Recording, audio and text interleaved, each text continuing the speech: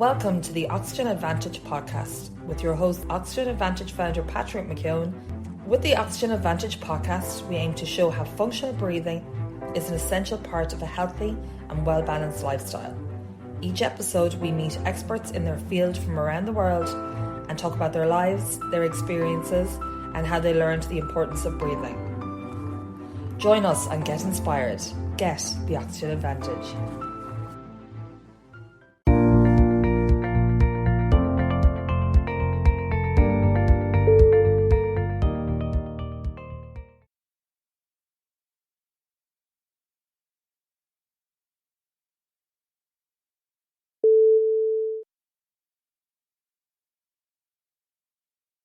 Hello, many of you know this person that I'm going to be talking to, and his name is Tom Myers. He's absolutely no stranger to breathing. He has brought a lot of unique insights into the whole world of breathing and the body.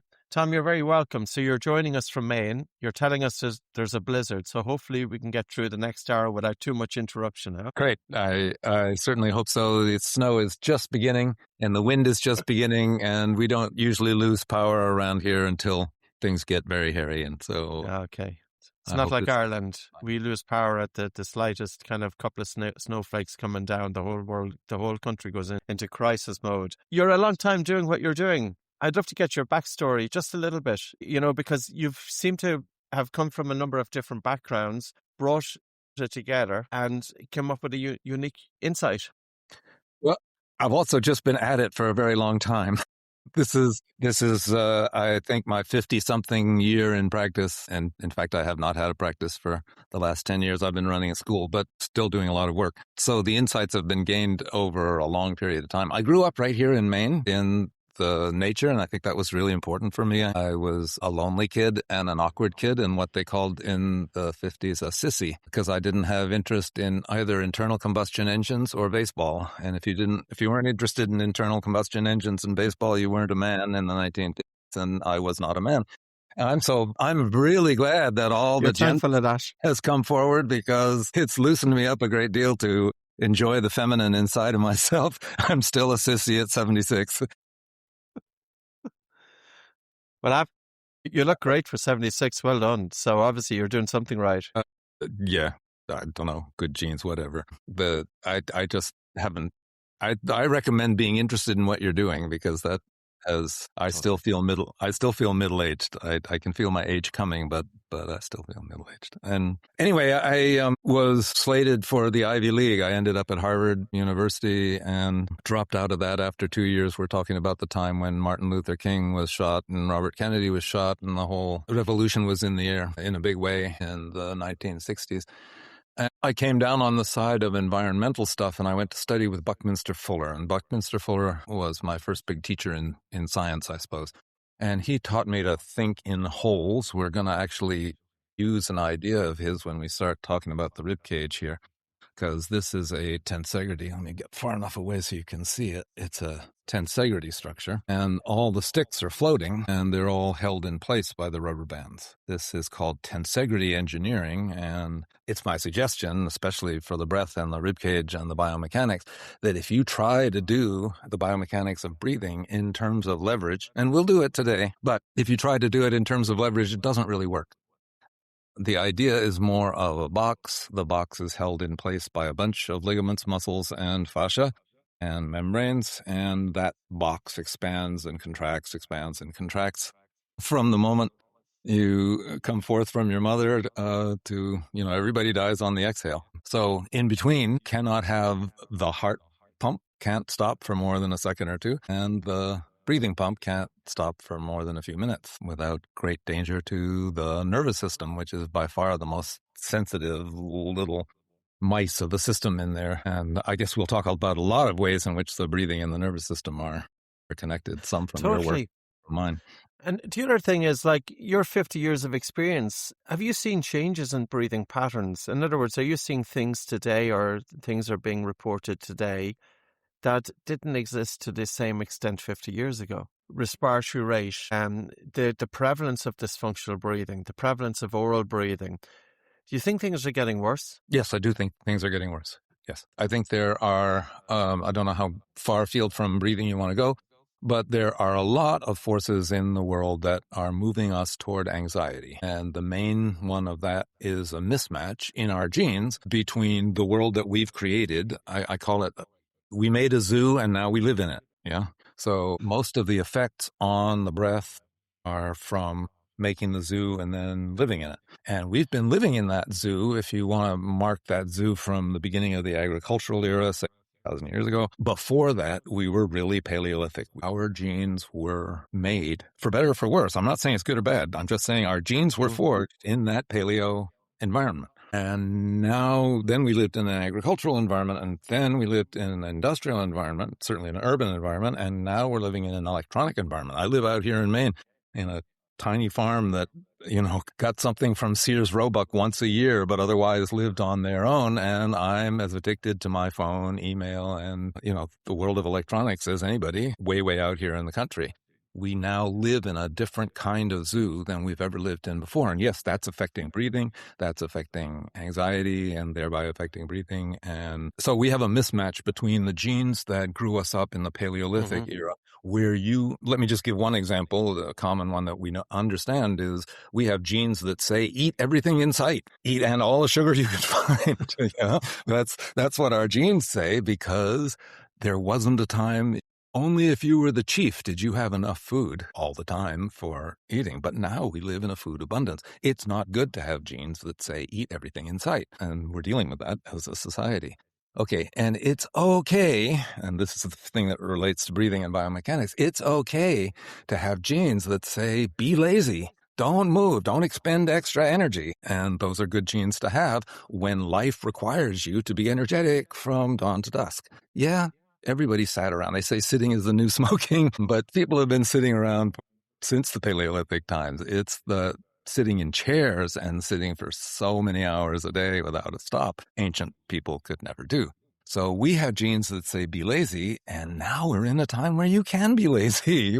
Life doesn't require that you pick up your suitcase and carry it through the airport. Instead, your suitcase is carrying you through the airport. I don't know if you've seen these. Have luggage with an electric motor in it, and you can sit on, kids sit on the suitcase and go scooting down the... Haven't come across them yet. So, yeah, just as well. It just is the epitome to me of... lack of progress, too much progress. Progress is making it possible for us not to move. Us not moving is changing our breathing pattern. Us not feeling meaning is changing our breathing pattern. Do you think that we make a difference in the world? Do you think there's a greater awareness? I know when I stepped into breathing back just in the late 1990s, in 2002, I started teaching full-time. Breathing was something that was seen so left of field. It was very much woo-woo. Nobody was looking at functional breathing. Nobody was looking at the connection between breathing and different states of health, such as my focus was asthma, opening up airways, opening up the nose, sleep, etc. Do you think the penny has finally dropped? People are getting it now? Yes, I think the penny has finally dropped, but I think there's another larger reason for the penny dropping. I started to talk about we made a zoo and we live in it.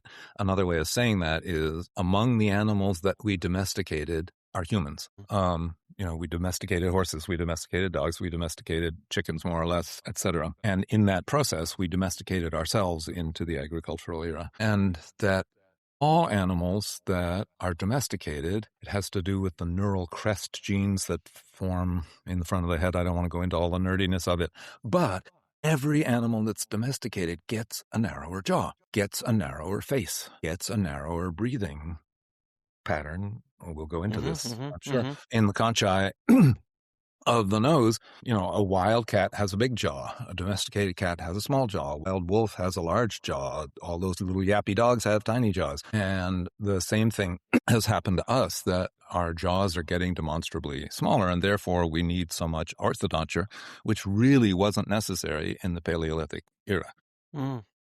Whether that's harder food, that's one theory, that they were eating harder food.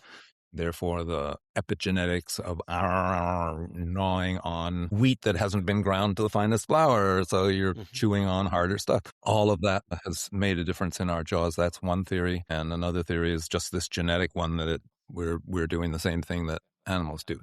So if that's true, it crowds our teeth. It makes breathing harder, causes airway things. Then we start thinking about, why is there head forward posture everywhere? And I can say that with confidence. I've been all around the world, and head forward posture is everywhere. There are some people who don't have it, but it's ubiquitous across the culture. I think it's an urban effect on breathing has been to curl in around the top of the lung.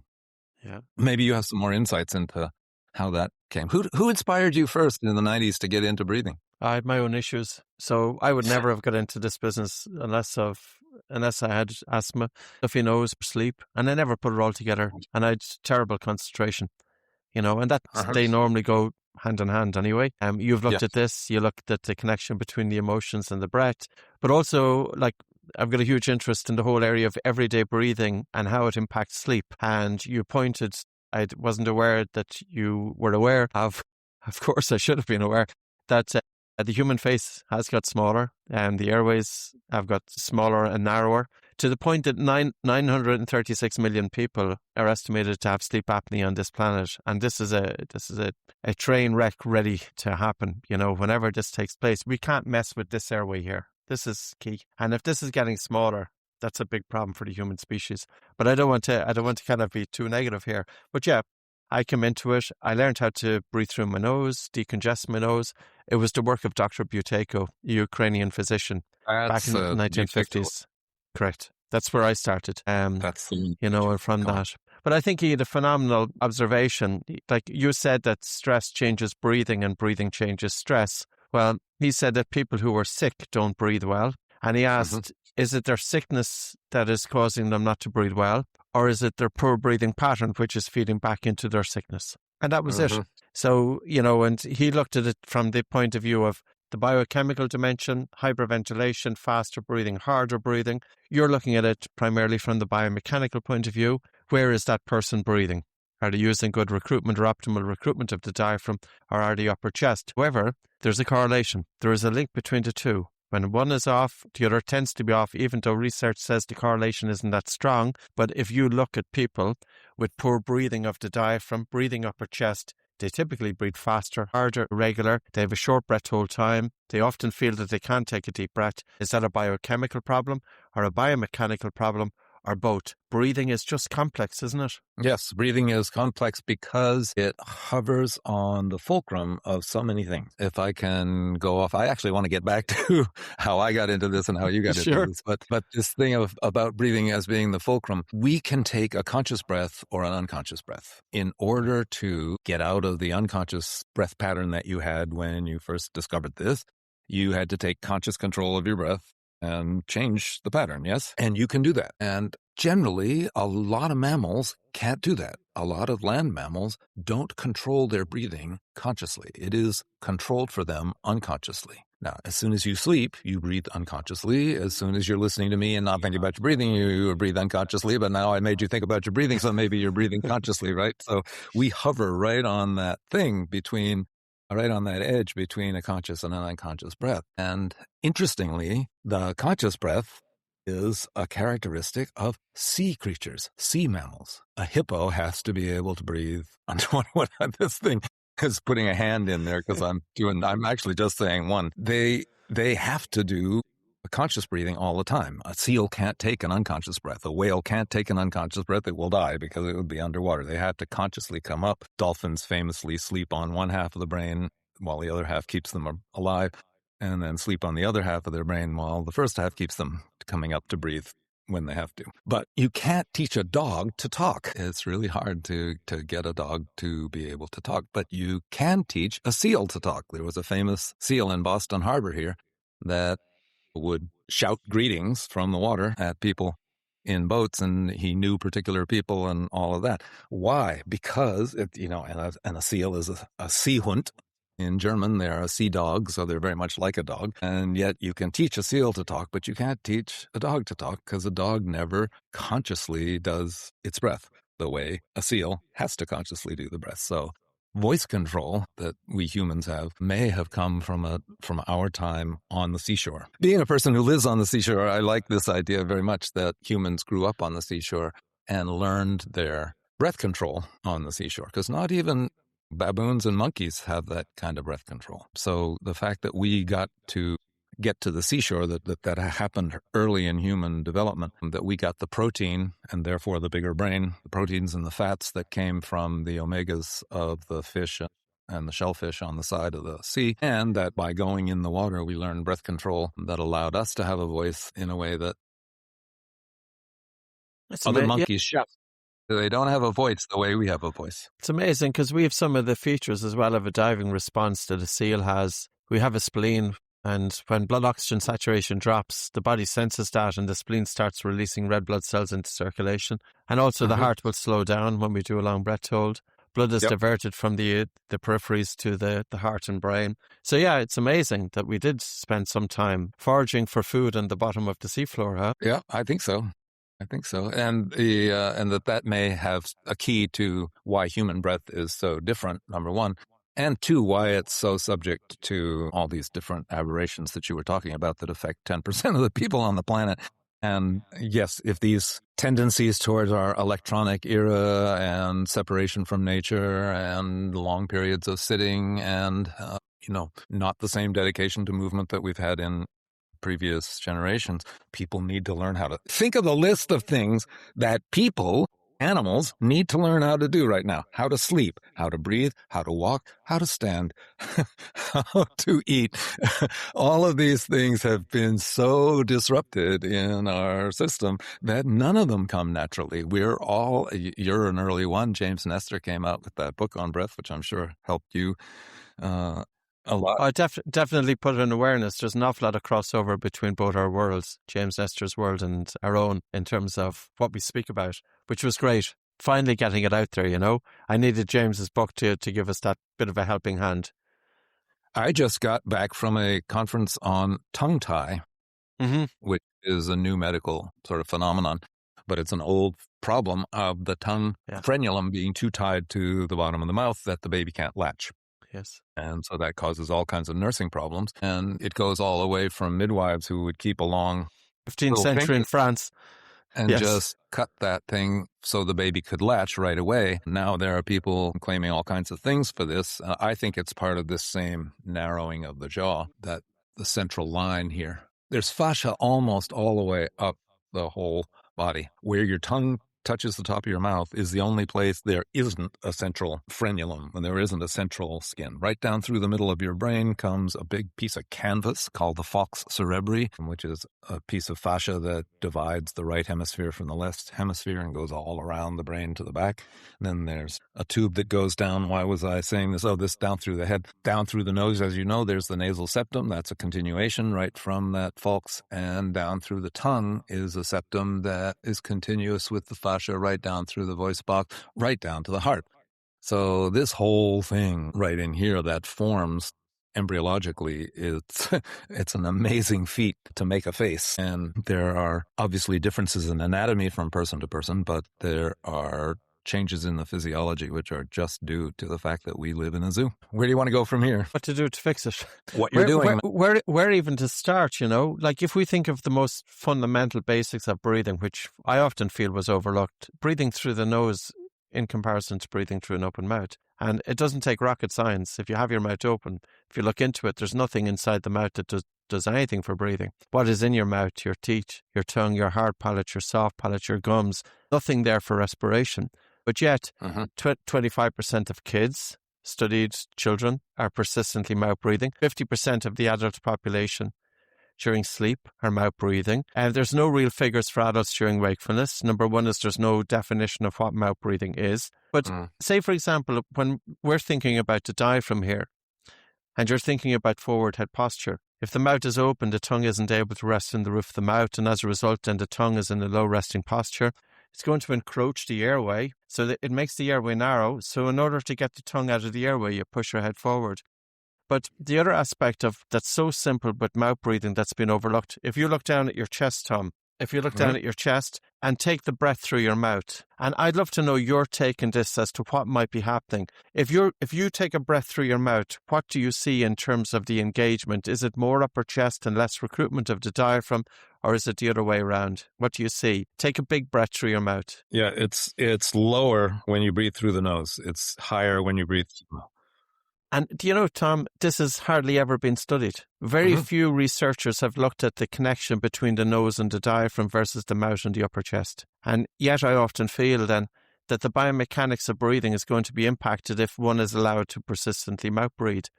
But based on your knowledge, what do you think might be happening there? One has their mouth open and we tend to breathe towards the upper chest. How is mouth breathing causing upper chest breathing?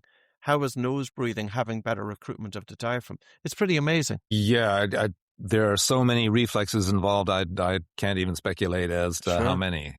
This is connected on massive numbers of things. As far as I'm concerned, the mouth breathing is there in case you have a really bad cold or something that's stopping your nose from breathing. As you say, I'm thinking of maybe we take this journey so people can look at what we're able to think about easily, which is what's happening to the air in the nose versus what's happening to the air in the mouth.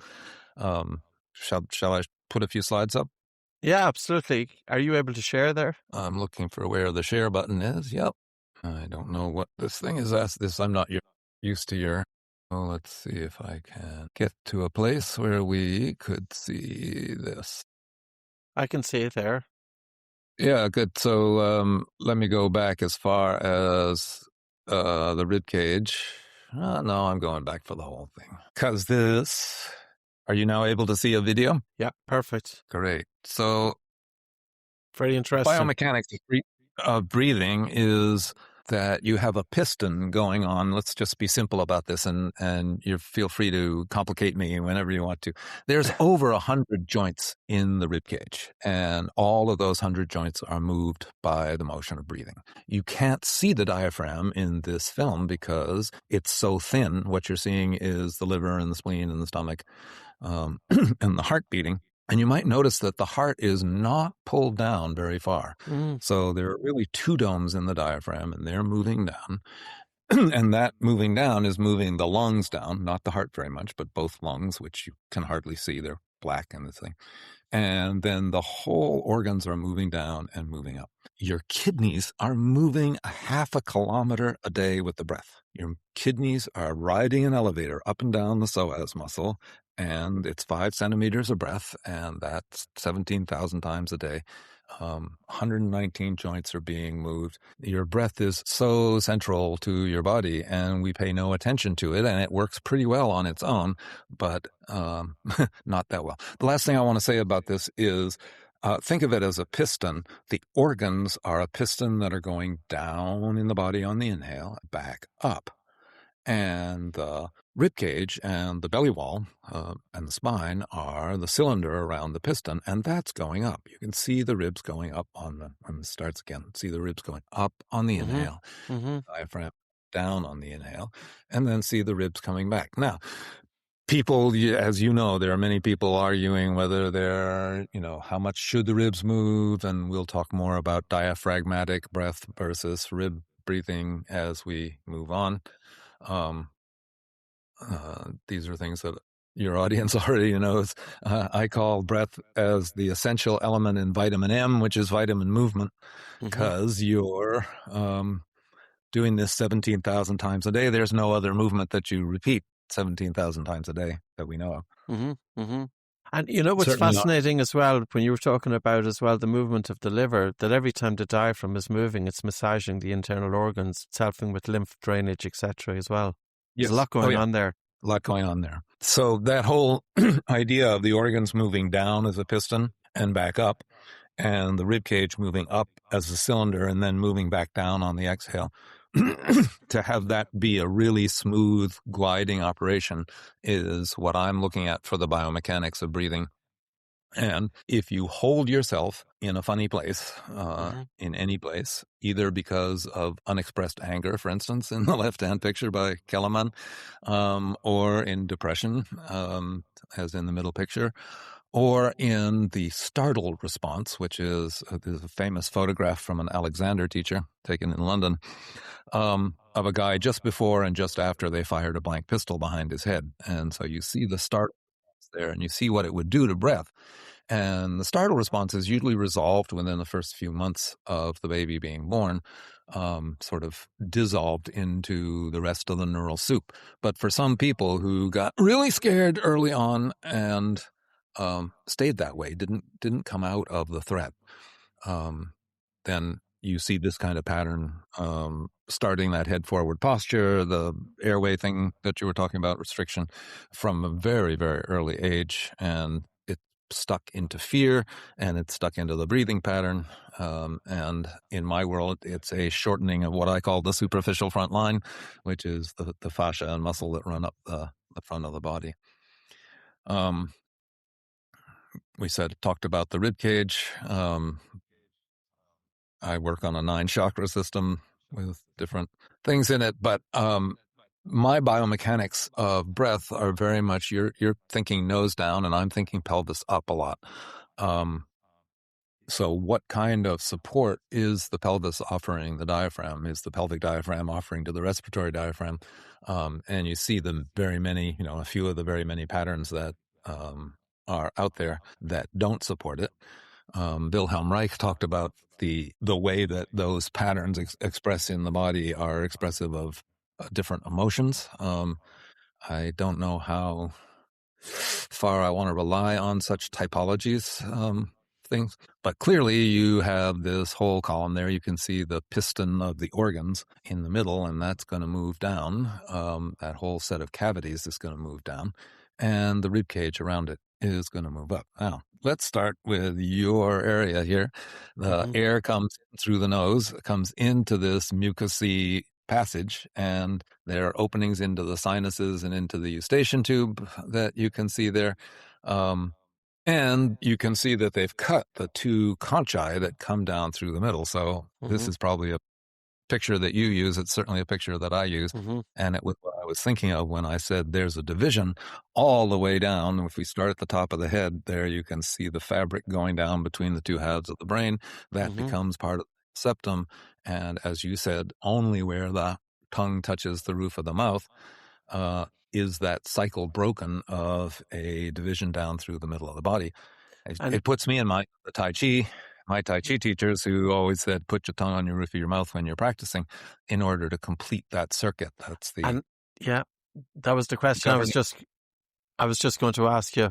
The conception vessel and the governing vessel. Yes, I would certainly prefer that the tongue is resting on the top of the mouth, and what seems to produce those straight teeth that people had in the Paleolithic era and that they need $10,000 worth of braces to have now is that the pressure moving in from the cheeks, the buccinator muscles out here, or buccinator muscle, however you pronounce it, and the tongue pushing out from the beginning should equal each other. And then your teeth, which are actually the bones of your head, are softer when you're first suckling than than the muscles are. It's not quite true, but there's still a lot of change available in the bones. So how the baby sucks and swallows and breathes very, very early on is going to set the teeth in motion. But you can see that septum going right down through the middle of the tongue all the way to the bottom of the chin there, and then that continues down through the heart. We'll see. You can also see how big the sinuses are there. What you're saying is if the tongue is not in the correct resting posture, you don't have that development of the maxilla. And as a result, then the top jaw is going to be high, and it's going to be very high palate. And then what's happening is that the high palate then is infringing on the nasal septum and contributing to the deviated septum. In other words, as the palate of the mouth isn't flat enough but goes too high, it's going to push the septum off. So now you're dealing with a smaller nasal cavity because, of course, the floor of the nose is the roof of the mouth, but also because of the high palate causing the deviated septum. And that's probably why so many of us have a deviated septum, or at least part of it. Yes, that is contributing to it. So if you look in the nose portion of that, you'll see that the septum's going right down through the middle, and then the 2 conchae are hanging down, and that divides it into 3, divides the air. The very ends of those conchae are called turbinates because they turbine the air. And so the air should be going through 3 passageways, the one in the bottom, the one in the middle, and the one that goes all the way up to the top there, almost to the nose. 2 little white dots right above the nose there are the nose brain, the olfactory bulb. And so the more the jaw closes, the more the face narrows, the more these conchae are pushed towards the midline, and all the air ends up going through the bottom passage and very little air going through the other 2. They get essentially unused. So one of the things that we're looking for when we want to widen the face is to widen it all the way up, and not only to have the teeth widen and the floor of the mouth widen, but the whole maxillary structure widen, and as you say, the vomer, which is the bone, the plow bone behind the nasal septum, gets to unwind itself because it gets squoze between the sphenoid and the maxilla. When you're talking about widening the maxilla here, is this in the situation of an adult, or are you saying that with childhood we want to make sure that children are breathing through their nose with the tongue resting on the roof of the mouth to assist with this? I'm saying both. The latter certainly is what we need to do prophylactically going forward.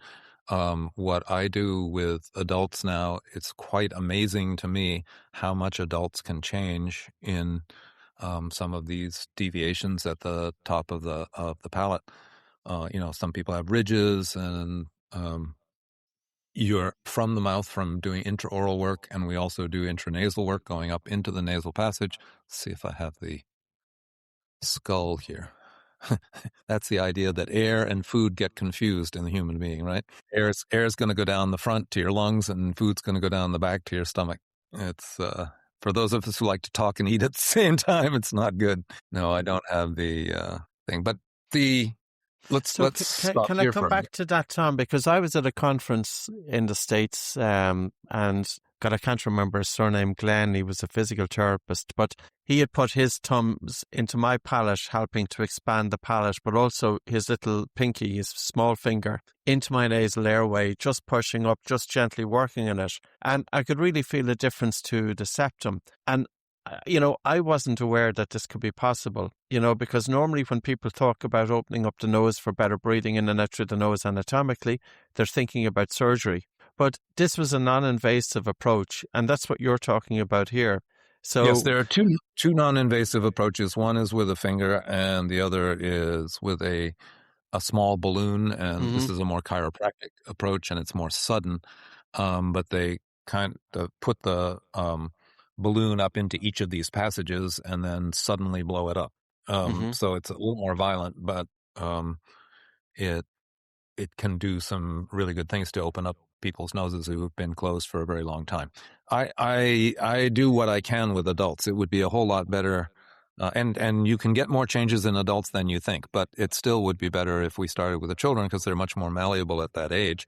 If we had good mouth hygiene and breathing hygiene for our kids as they started nursery school, or we actually educated the parents or daycare workers, that kind of thing. But that's, as you know, you started in the 1990s. This is just coming in. It's going to take a long time before this becomes part of regular schooling. Totally. We've been kind of shouting it from the rooftops for the last 20 years because we know the impact that mouth breathing is having on childhood development, both in academia, physical development, their sleep, their mood, and also brain development. Child who's mouth breathing is more prone to snoring, they're more prone to stopping breathing, they're not getting adequate stage 3 sleep because they're being taken out of it, they have fragmentation of sleep, and as a result then they don't have adequate brain development, which increases the risk of special education needs.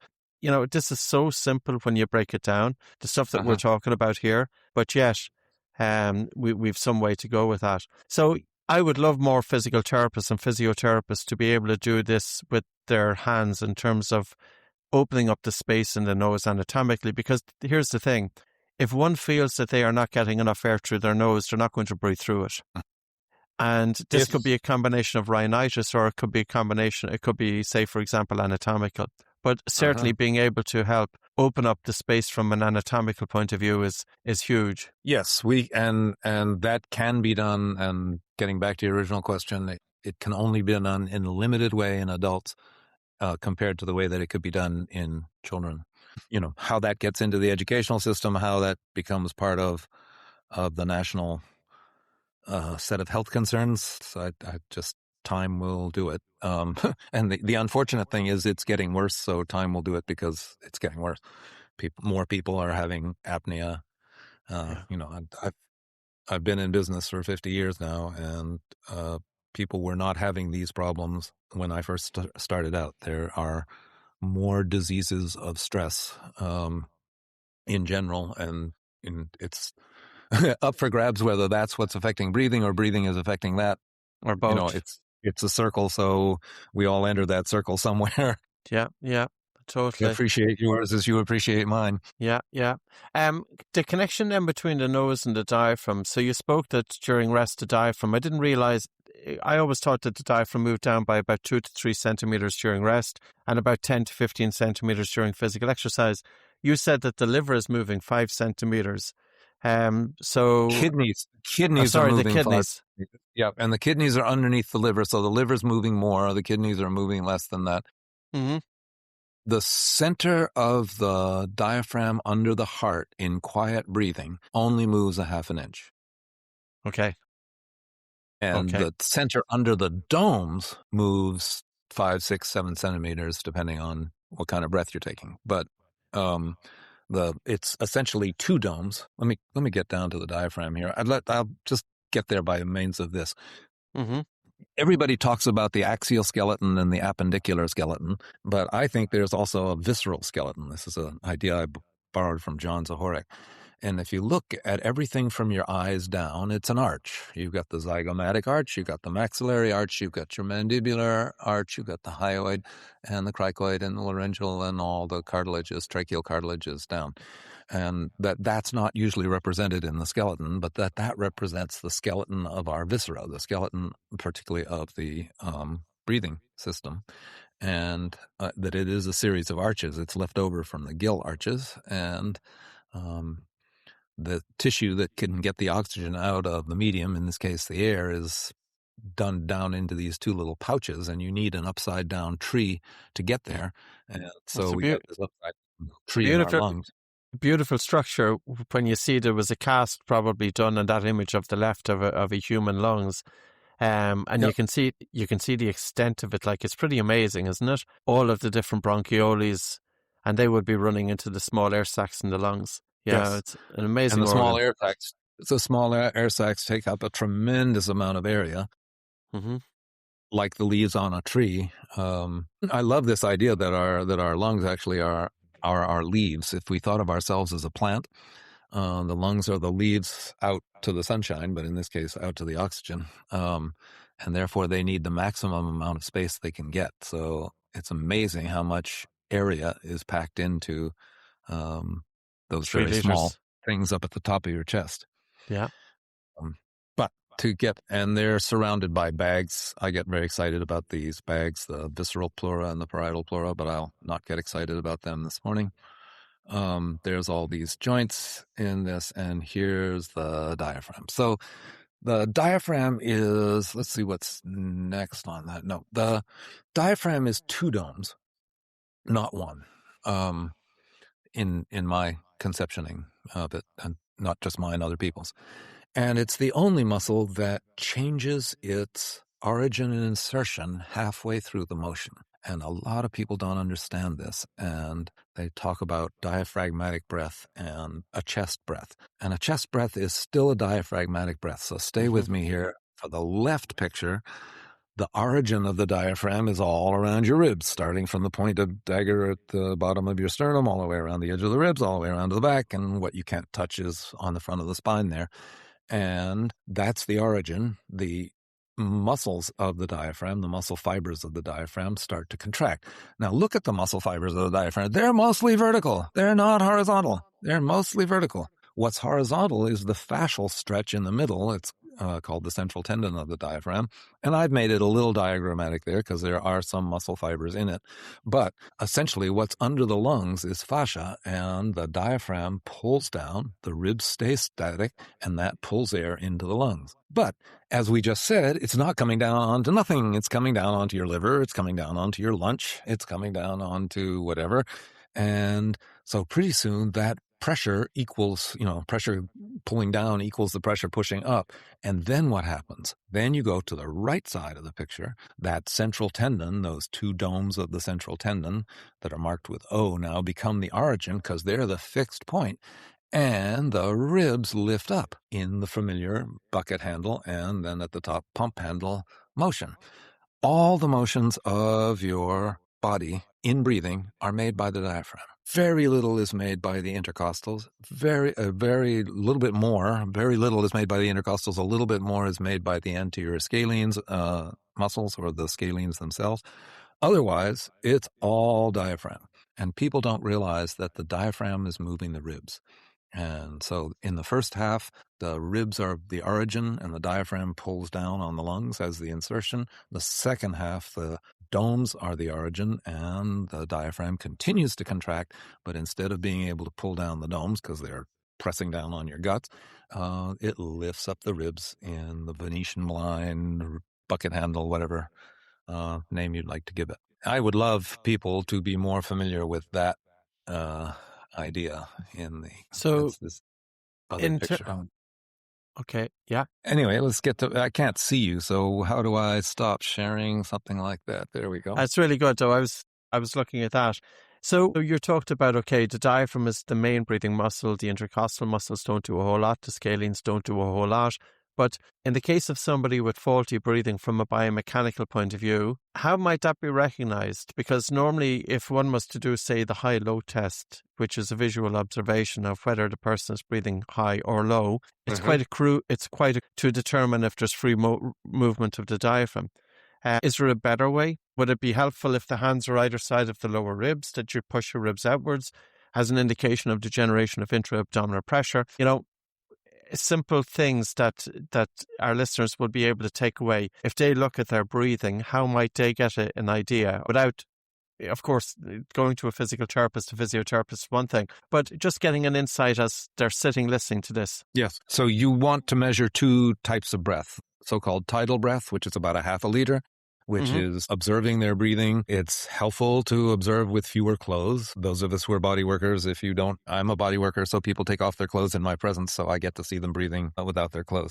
It is easier to see things if you have the body open to you, but if you can get down to a t-shirt, you can see a lot that you wouldn't see, with both of us on these cold days. Yes. You in Ireland, me in that we would have two shirts on. That makes it a little harder to see the breathing. Okay, so saying that, then there's your tidal breath. So we're doing the thing that we do all the time, which is to take short inhales and then long exhales because we're talking all the time. That's what we do for a living. So our own breath pattern, which is not good for breathing, Tom. Talking. This is not good for breathing. I know. No. I've shortened my life by my egotistical desire to put my ideas out in the world. We are fraught with contradictions, Patrick. And that's it. Well, but and then you want to look at what does their big breath look like. So I'm talking about sitting. The difference between sitting and standing more goes into my domain, which is as soon as you stand up. I don't think I can get far enough away from the camera here, but as soon as you stand up, the position of the pelvis is going to have to do with your breathing, right? If you shove the pelvis forward and the rib cage falls back, you can do what you want with the breath. It needs to get up on top of the pelvis. In my world, yes, that working with this person's breathing is going to be a frustrating exercise if they don't also have the support of the intra-abdominal pressure and a relatively neutral pelvis. People get hyper excited about a neutral pelvis, but neutral is a range. But I want to get people in that neutral range so their breath is supported, so the head could be supported on top of that. It really is a venture of everything from the feet up to the head on that. So that's the idea that I shout to the world is you can't take these things on an individual basis, that sciatica is not just one thing that went wonky and everything was going right, but that instead is the one signal of the everything going to hell that you're getting, and pay attention to that signal in terms of the whole, not just in terms of trying to suppress that symptom. So the free movement of the diaphragm, so during inspiration, the diaphragm is moving downwards, and during expiration, the diaphragm is moving back up to its resting position. Yes. You talked a lot about the emotions, and I know you've got a fascinating interest into the connection between the emotions and the breath. The mind-diaphragm connection. Can you talk a little bit about the lack of free movement of the diaphragm and how it may affect the emotions, and in terms of, is it trauma that has resulted in this, or other things, and what does it mean long term? when the person is stuck there with reduced movement or mobility of the diaphragm? Okay, if that has happened because of an emotional event, I would suggest that we have emotional events all the time, that our emotions are how we balance our feelings inside with the reports that are coming in from outside. And as long as the reports from outside and the reports from the inside are jiving together, then we feel calm. We're either alert or we're not so alert, but we're calm. And our breathing takes care of itself, other things being equal. As soon as there's a change that we have to adapt to coming in from the outside, a demand coming in from the outside, or we perceive the demand coming in from the outside, then we mobilize on the inside to meet it. Mobilizing on the inside to meet it is getting ready for movement. To get ready for movement, we open the bronchioles, we turn on the chemistry of uptake of oxygen, we get ready to move. If we don't move, we've built up all that chemistry, we've built up all that anticipation, psychologically, but chemically we've built it up, and then we don't disperse it. So executives, if they get that, go smash the crap out of a squash ball rather than hitting their employees, because that's a better way of getting rid of that energy. But getting rid of that, if you're prepped for movement and then you don't move, that chemistry goes into your body and tends to suppress breathing, among other things, because it lifts up the cortisol. So how does breathing get suppressed? Breathing gets suppressed in two ways. You don't get a full inhale, and you don't get a full exhale, or both. So the things that prevent a full inhale are things like depression.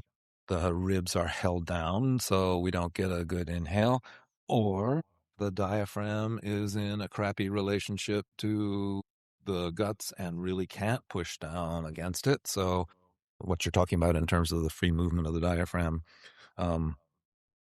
let me give your listeners something to do. If you're sitting down right now, sit on your chair like a stool. So don't use the back of your chair, and you'll notice your sits bones. Depending on how soft the thing that you're sitting on, it might be harder or easier. But imagine that you can feel the very point that you're sitting on your two sits bones, and wiggle back and forth to make sure you're on both of them. And rock forward, meaning putting your pubic bone closer to the chair, and rock backwards, putting your tailbone closer to the chair. Now, if you really walk back and put your tailbone closer to the chair, you're going to slump. Yes, that is going to affect your breathing. It's going to stop the front of your diaphragm and push all of the work into the back of your diaphragm. That's what happens when the front collapses. Now, come back up onto top and go forward so your pubic bone goes down and your back arches. If your back arches enough, you will have such a sway in your back that you will have now cut off the back of the diaphragm. So now try taking a deep breath.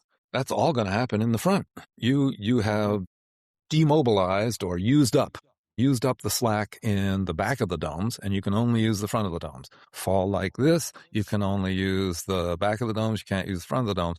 So where in the middle are you in a poise place? And that's something you can do with yourself when you're disgruntled, and something you can do with your clients to get started on a nice breathing pattern for them, is to make sure that they're on top of their sits bones, presuming that they're sitting. When you lie them, for those of you who are body workers, when you lie them on their back, you're going to see them breathing in the front better because the back is immobilized against the table.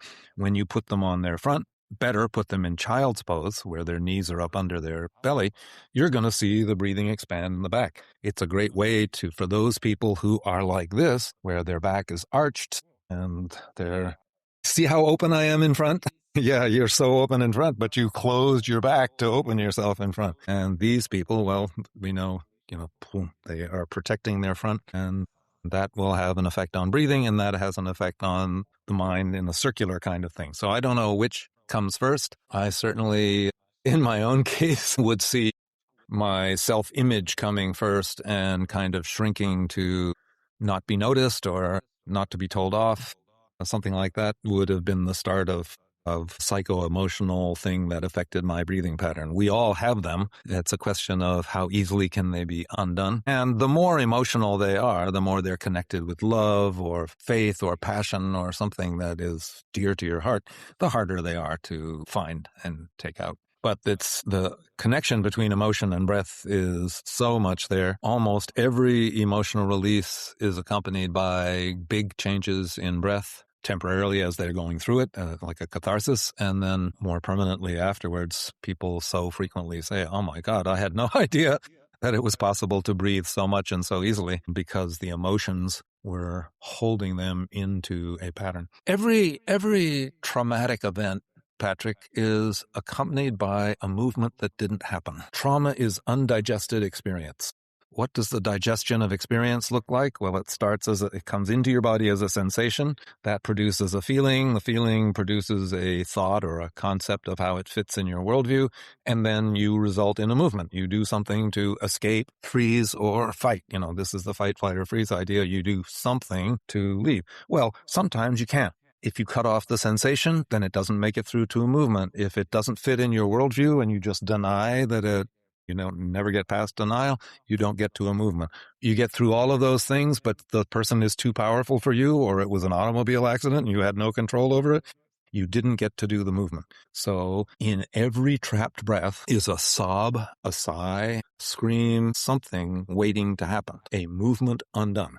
Now, how do you find that movement? Come to classes and we teach that thing, or lots of people like Gabor Mate and Bessel van der Kolk and Peter Levine teach this kind of way into the somatic psychology, and it will have an effect on the breath. I'm not going to answer your question as to whether the breath does the emotions or the emotions do the breath, because I think they both just it's fascinating. I was listening to Gabor Mate. I was at Integrative Medicine for Mental Health in San Diego there last year. I was speaking at it, but he was speaking at it too. So, of course, I wanted to hear him talk, and he talked about exactly that in terms of the stored up emotion. Even he went as far as saying that asthma is stored up emotion.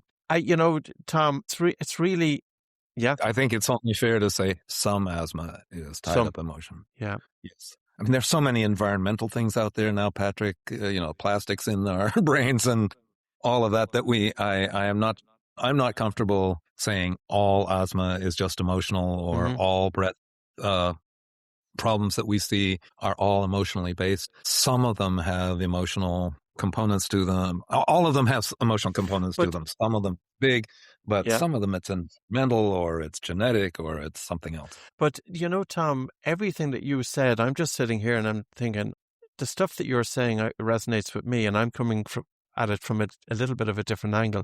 I worked only with people with asthma. I had 600 clients a year from, say, 2002 until 2008. I was only working with asthma at the time because it was my personal interest. So I was teaching what I knew best from a personal experience.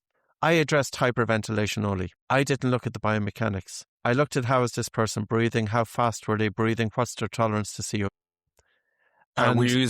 You were using capnography for that? No, just it's observation, breath hold time. There's different questionnaires, and I'm making questionnaire. There's different assessments tools that you can look at. Now, no assessment tool is perfect, but you're also going to use your own observation as a breathing coach. And I would see asthmatics, people with asthma coming in, and they're often caught for breath, and they feel air hunger. And they breathe relatively fast, they're breathing shallow. And of course, asthma is a condition that involves a narrowing of the airways, which is going to generate that feeling of air hunger. But that feeling of air hunger then is going to cause you to breathe harder, faster, upper chest, and often mouth breathing to try and compensate, which only feeds back into asthma. So there's a little bit of a cycle going on there. So we would use breath hold exercises. We would expose them to reduced volume breathing. A person with asthma would say, well, I just feel that I can't get enough air. And our approach using the Buteyko method was actually have these people breathe less air. So you would have them breathe less air. They're feeling air hunger. And this is about increasing CO2 in the lungs and blood to change the breathing center so that, one theory is that then you're reducing the chemosensitivity to carbon dioxide, that the brain is less sensitive to the accumulation. And as a result, then the drive to breathe from the brain is going to be less. But we've seen phenomenal progress. And even with 20 clinical trials, there's about 50% reduction in the need of asthma medication, just looking at it from a biochemical point of view. But I think what was fascinating with what you said was, you said we get into trauma, we have a very stressful event or a challenge hits us. It activates a fight or flight response. And breathing is that one thing that really is affected when we go into that fight or flight response. It's probably the fastest function that's impacted. And the theory behind this is that it's mobilizing us either for fight, flight, or for freeze. Well, freeze, we wouldn't be doing anything. But that then becomes a behavior. So it's not just the biomechanics that's affected, but it's also the biochemistry. Yeah, freeze is a little different as we see it now, but the mobilization for action, fight or flight in the case of us men, tend and befriend in the case of the feminine, I think. Maybe some different instincts come forward in the feminine than come forth in the masculine, but all of them require muscular action. So you open up the bronchioles, you prepare the body for more things, the muscles get ready for action in 100 different ways. Your body turns off your digestive system and turns on your neuromuscular system. Now, if you never resolve that fear, 3 things can happen. You can resolve the issue in your favor. You can change the world so you're happy in it again. Or you can adjust yourself to being happy with the new world that is happening. Yes, God grant me the serenity to accept the things I cannot change. Yes. Right? Or you can be stuck in the middle where you still want it, but it's not there. I watched my mother like a hawk the year after my father died. They had been together for 60-something years, and nothing like the death of a spouse stresses anybody. Divorces, death of a spouse, death of a child. But I watched my mom because in that year, very often health fails because Edward should be in the world. Edward is not in the world. That's an unresolvable thing in her, and unresolvable stress becomes distress, becomes ill health. And my mother was prepared for my father's death, I guess, and lived another 18 years after that. Very long and happy life. But the watching her resolve that, yup, Edward's gone. Yup, I have to function by myself in the world. All of that process is a process of eustress. If you successfully mount the challenge that's offered to you, that's usually physiologically good for the body. It builds resilience in the body. That's why you want to give your child challenges, but give your child challenges that they can meet. Sometimes they don't. Yes. But I don't know about how things are in Ireland, but in America, we've come to this habit of giving everybody a gold star for showing up. And there's not really the preparation for the pitfalls of life. We're careful that they don't hurt themselves on the playground, and we're very defensive about anything that goes on between the kids that might be bullying. And the result is that the children don't meet and resolve challenges in a way that prepares them for adulthood. That's at least my feeling about it, but I'm an old fogey now, so I don't know whether I'm saying anything other than what old people say all the time about young people. No, I agree with you. It totally makes sense, But coming back to that then, say, for example, I'm just conscious of time and I don't want to take too much of your time. So somebody who gets into a really difficult situation, okay, their breathing pattern changes. Now that becomes their behavioral breathing pattern. So we'll say from a biomechanical point of view, they're breathing more in the upper chest. They've got reduced recruitment of the diaphragm. From a biochemical point of view, they're breathing too hard and too fast, causing a lowering of CO2. And it's not that their CO2 is low all the time. It's just that it's easily triggered, that they go from, say, normal CO2 into low CO2. From a psychophysiological point of view, they're in that increased stress response. Can you fix that other than breathing? And I just have a feeling that if I say, for example, I have a class later on today with 20 people with anxiety and panic disorder. You know how these people will breathe even before, I know what I'm going to face when I meet this class today.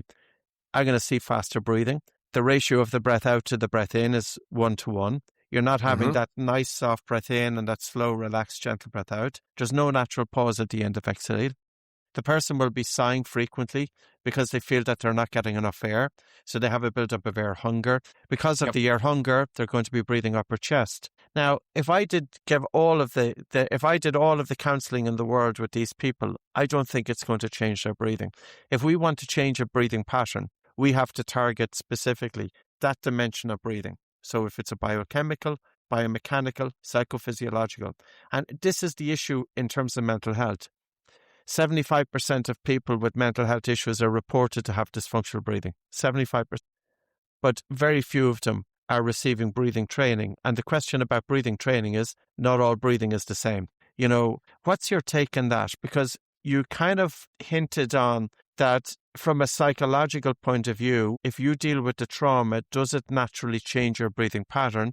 or does the poor breathing pattern continue? Let me answer that. I've seen both, but Okay. very often, if you get at the trauma, if they have a cognitive understanding suddenly of something that was below before, but they didn't understand, and suddenly those are both on stage at the same time, then the breathing usually changes. That bad pattern usually resolves, and then you have to watch and see whether it's still resolved in 2 weeks because they went back into the same shoes, the same car, the same marriage, the same job. So is that going to force them back into the same breathing pattern? That would be a real mistake. When somebody has one of these emotional breakthroughs where they have tears or they have a memory or it manifests shaking, it manifests in different ways.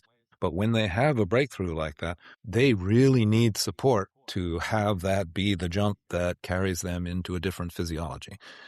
So do they need your reinforcement of your exercises? And actually, because of you, I have started assigning my clients a pause at the bottom of their breath, which is something I hadn't done before. And a student of yours, Brian Mirabella, caught up with me and gave me, I think, 2 sessions. And I always have wanted to get back to New York and get more, but I don't go to New York very often. Anyway, but that thing was very valuable for me. It was something that I found such value in that I was also assigning it to my clients of just pause at the bottom and wait until that urge to breathe comes in, because that urge to breathe is a natural one. And even if you wait for that one, you can get a second one. You've probably been into this way more than I have, but I found that exercise so useful to me in making me aware of my breathing, but not in a way that I was imposing breathing on my physiology. I have a lot of trouble with that. The people who start doing pranayama training in yoga very early on in their career do not have the bodies that are ready for what pranayama is going to bring them. I do think that a movement practice that involves the whole body, not just the breath, is really important. A teacher of mine said that the breath is just another food. And so if you're going to adjust how you're breathing, you'd better adjust your diet and your mental diet and your movement diet as well, because you're changing the whole bread-making formula inside yourself. And so I approach changing people's breathing gingerly. I try to change their body about their breath, watching their breaths carefully to see whether it gets better. I realize that that's a different way from how you're going about it, but I do not work directly on the diaphragm, for instance. Let's have everybody feel that. Put your hands around your ribs, right out at the edge of the rectus abdominis where it's easy. The liver's on the right side and your stomach's on the left side, so it's a little easier on the left. You have to get an Irish inch or a European 3 centimeters under your ribs before you're touching the diaphragm, and it has a short, sharp shock feeling when you hit that diaphragm. So I don't work on the diaphragm because it hurts, and people feel panicked when you actually touch it. So I don't touch the diaphragm, don't intend to touch the diaphragm. I intend to touch the psoas, the obliques, the quadratus lumborum, the scalenes, shoulders, all the muscles that would allow the diaphragm to be the jellyfish that it is in the middle of the body doing its jellyfish thing for your entire life. Well, I'm so conscious of time. I love the conversation. And I think our work is going to cross over again. I think there's a lot of similarities, a lot of crossover. Final point with yourself, if any of our listeners are looking, do you have more than one book, Tom? No, I'm a one-book wonder. I have Anatomy Trains, which is my book on how the muscles are connected up in the body. We have a technique book, which include a lot of techniques around the accessory muscles of breathing that are the ones that get in the way, called Fascial Release for Structural Balance, that I co-wrote with James Earls. And we have a number of books on body reading that we sell off our web. I guess they're on Amazon now or off our website. And we have a new app. I'm sure my people would love it if I prompted our app, Anatomy Trains for All, which has just tons and tons of video in it. You can get a 10-day look at it for free. So maybe folks will find the video stuff in there helpful. There's certainly a lot on breathing there, but not on your physiology and the control of the chemistry of breathing. I find that work really fascinating. Thank you for your work. Yeah, it's always, I'm like you. I found something that really resonates with me. I think it's an amazing contribution that we can bring to the world. And God knows, I think the world absolutely needs it. I think things are changing. Yeah, breathing is changing. I'm doing these things and the tongue tie, and I'm doing a thing with birth workers, doulas, shortly. I call this spatial medicine, and I think you and I are both in spatial medicine. We have lived in a world of material medicine or chemical medicine that tries to change our chemistry by going in all our various orifices and changing things into the circulatory system. And we have psychiatry and psychology, which is trying to unravel the knots in this system. And there's a third system, which is your movement system. We've called it the musculoskeletal system. I'd rather call it the neuromyofascial web, because it's all those things together. But how your body gets shaped in the embryo, how you come to standing in that first year, what are your movement relations and your touch relations in that first year, what happens in school when they put you in a little metal desk, what happens, how many people's breathing is interrupted when they're forced to sit 6 hours a day, and scribble at a desk, totally. And then it's hello, and you get that thing set into your neck. And so right now it's yoga and it's Pilates and it's physiotherapy and it's orthodontics, and all of these things are in their different houses. But I do believe that over the next 50 years that there will be a body crisis, and that body crisis will bring all these professions together, and your work and my work and all these other works together to be a kind of spatial medicine. I don't know what it'll be called. That's what I'm calling it. That will bring together all these fields in an understanding of how our movement body works from. Yeah. No, I agree. I think there's a huge connect between it. So many things there you talked about. Your final words is, so I suppose they could be your final words. That's a nice way to end, actually. And your website, just for, I'm assuming, www.anatomytrains.com. It's not right. hard to find us, just like Anatomy Trains. And we got a bunch of stuff on YouTube. So we welcome people aboard. We also do, I'll give one final plug, is we do dissections. A lot of my work with the fascial system is based on what we have seen in these dissections. So we do them in two ways. One is that you can sign up for them on the web. So then you're looking, it's a video thing. You can come in from anywhere, and you're looking over the shoulder of an expert dissector while myself or one of our teachers is commenting on what's going on. I'm sure that we have things on the breath, but we're not able to take those dissections and put them as products on it's not allowed by the rules. So you kind of have to sign up for those live as they occur. And then we do these dissections in Boulder. I'm off to one in a couple of weeks where you actually dissect on a body that does not have formaldehyde, that does not have any chemistry in it. So they move as a normal human being moves. You can see the joints, you can see the muscles, you can see the fascia, you can see the fat, you can see the brain and the organs, and you do it for yourself. That is an amazing experience. Anything else I would try to advertise you, I'd just be some American trying to advertise something. But these dissections are practice-changing, have been practice-changing for almost everybody who's come to see them. So they're always full. Again, I'm not trying to advertise them, but I am saying if you have the wherewithal and you can get to where you can actually touch the body in question, you will speak with an authority that you will not have if all you have is book learning under your hands. And, yeah. Great stuff, Tom. A pleasure to talk to you, and thanks so much. Yeah, it was a pleasure to talk with you. Maybe we'll do a return thing on our channel when we get there. And thank you so much for your work. It's really a pleasure. Thank you for listening to the Oxygen Advantage podcast. If you liked what you heard, please subscribe and maybe take the time to leave us a review. The Oxygen Advantage podcast is available from all your podcast providers.